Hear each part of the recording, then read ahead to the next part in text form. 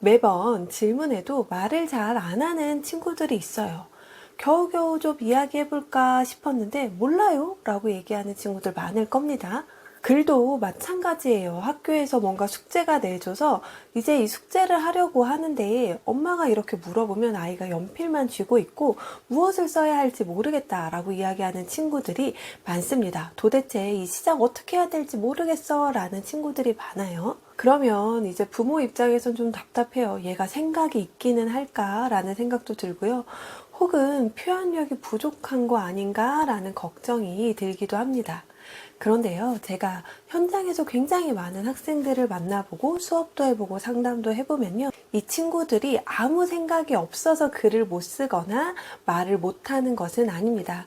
아이마다요, 성향도 다르고 표현의 방법도 다르기 때문인데요. 일단 몇 가지의 경우로 좀 나눠볼 수 있어요. 정말 이 친구가 말의 경우에는 좀 부끄러운 성향이어서 아이가 손을 들고 발표하는 게 불편한 친구들이 있어요. 이런 친구들은 생각은 가지고 있는데 그냥 말하기가 부끄러운 친구들, 오히려 글이 더 잘 나올 수도 있습니다. 또는요, 이런 친구들도 있을 거예요. 엄마가 물어보거나 선생님이 물어보거나 했을 때 그냥 몰라요 라고 얘기하는 친구들 중에 귀찮아서 그런 경우들도 있거든요. 특히 남자아이를 둔 어머님들은 공감하는 부분들이 있을 거예요.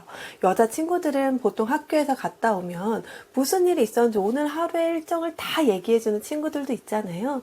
그런데 남자 친구들은 보통 오늘 뭐 했어 하면 몰라 이런 친구들 많을 거란 말이죠.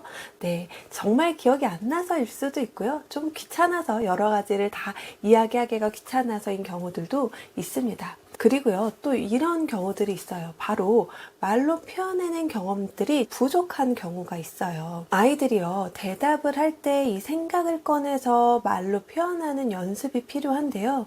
이것이 좀 부족하면 학교에서 어떤 과제가 나왔을 때 어려움을 겪는 친구들이 있습니다. 왜냐하면 학교에서는 내 생각을 말해보세요 라는 것, 그리고 학년이 올라갈수록 내 주장에 근거를 들어서 이유를 말해보세요.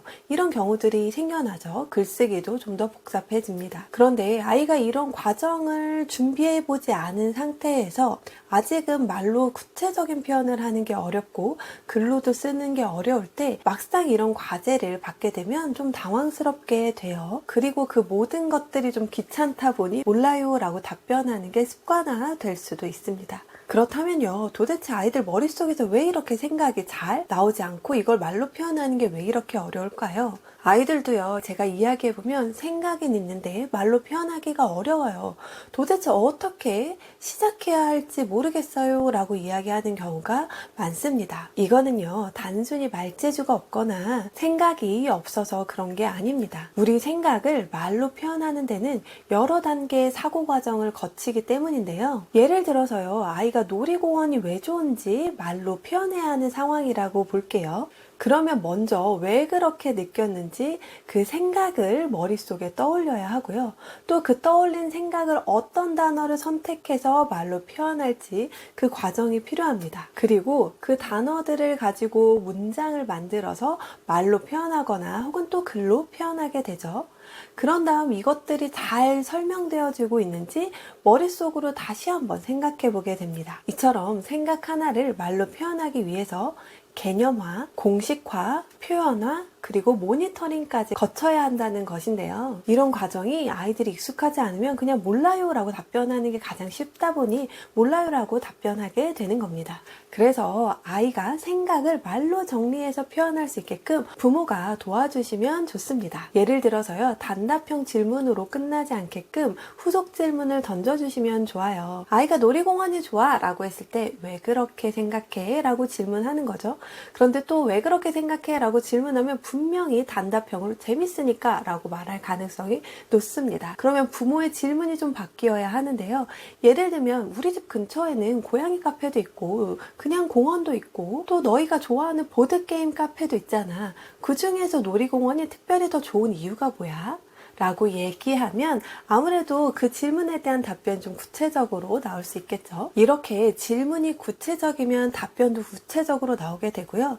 아이가 내 의견에 대한 이유까지 붙여서 말할 수 있도록 자꾸자꾸 연습시켜 주시면 좋습니다. 그럼 아이가요, 말로 표현할 때도 자연스럽게 이유를 붙여서 이야기하게 되고요. 글을 쓰기도 훨씬 쉬워집니다. 그런데요, 아이들이 말로 바로 표현하는 게 어려운 것 같다라는 생각이 든다면 글보다는 그림이나 색깔로 표현해 보는 것도 도움이 됩니다.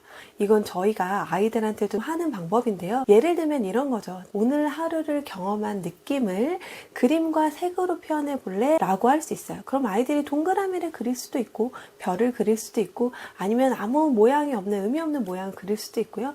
여러 가지 색깔의 색연필을 주면 그 색연필을 사용해서 다양하게 색깔을 표현해 볼 수 있어요. 그러면 질문이 좀 더 다양하게 되죠. 너가 오늘 이 별을 그렸는데 이 별은 어떤 마음을 담고 있어? 그리고 이 별은 보통 우리가 노란색으로도 표현하는데 너는 오늘 빨간색으로 표현했잖아. 이건 어떤 마음의 색깔이야? 라고 이야기하면 아이들이 훨씬 더 구체적으로 답변하게 됩니다. 한번 중간에 시각화한 경험이 있기 때문에 그 눈으로 보이는 결과물을 가지고 말로 표현하는 건 훨씬 더 쉬워요. 그런데 이걸 글로 표현하게 하는 것은 아닙니다. 제가 지금 말씀드린 건 내 생각과 느낌을 글로 써봐가 아니라 어떤 도형이나 아니면 색깔로 표현해봐 입니다. 뿐만 아니라 어머님들의 모델링도 좀 중요한데요. 예를 들면 이렇게 표현하는 거예요. 내가 먼저 말로도 좀 풍부하게 표현해주면 아이도 어떻겠어요? 그 표현을 듣고 아, 이렇게 할 수 있구나 라는 본보기를 좀 느낄 수 있겠죠. 예를 들어 캠핑을 갔어요. 엄마는 캠핑을 가서 있잖아. 이렇게 깜깜한 하늘을 이렇게 바라봤을 때 그 밤하늘을 보는 게 너무 엄마한텐 기분이 좋은 일이야. 너는 캠핑을 오면 어떤 부분이 가장 좋은 것 같아? 라고 이야기를 하는 거죠. 바로 아이한테 야, 오늘 어떤 게 가장 좋았어? 라고 이야기하기보다 엄마의 감정이나 느낌을 먼저 표현해주고 아이가 답변할 수 있게끔 하는 거예요. 물론 이런 말씀을 드렸을 때 아, 저도 표현력이 그렇게 풍부한 사람이 아니어서요 라고 이야기하는 경우도 있을 거예요. 그렇다면 뭐 책을 활용하는 방법이 있을 수도 있고요. 너무 엄마의 역할에 대해서 부담을 느끼실 필요는 없고 내가 할 수 있는 만큼의 표현을 하면서 아이가 더 다양한 표현을 할 수도 있거든요. 꼭 엄마와의 대화에서만 아이가 배우는 것은 아니기 때문에요. 너무 내 역할에 대해서 큰 부담을 느끼고 대화를 하기보다는 아이하고 정말 편안한 대화를 나눈다는 생각으로 이야기를 하셔야 아이도 더 좋은 답변을 끌어낼 수 있을 겁니다. 결국 아이의 표현력은요, 지능이나 재능의 문제가 아닙니다.